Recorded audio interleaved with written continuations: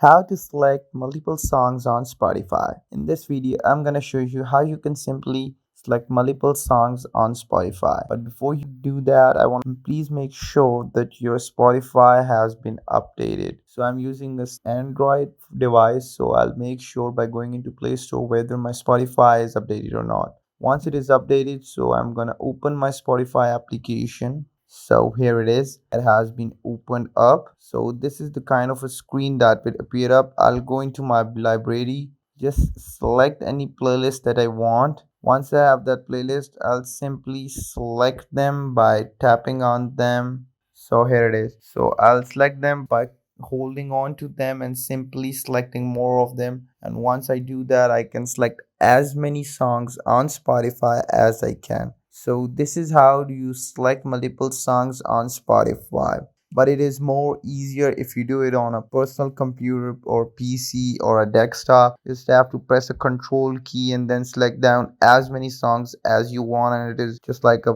walk in the park if you do it on a PC. So if you guys still have any question or query, just comment down below. I would love to answer that regarding this video. And don't forget to like, comment, share, and subscribe the YouTube channel. And don't forget to click that bell icon. So till next time, peace.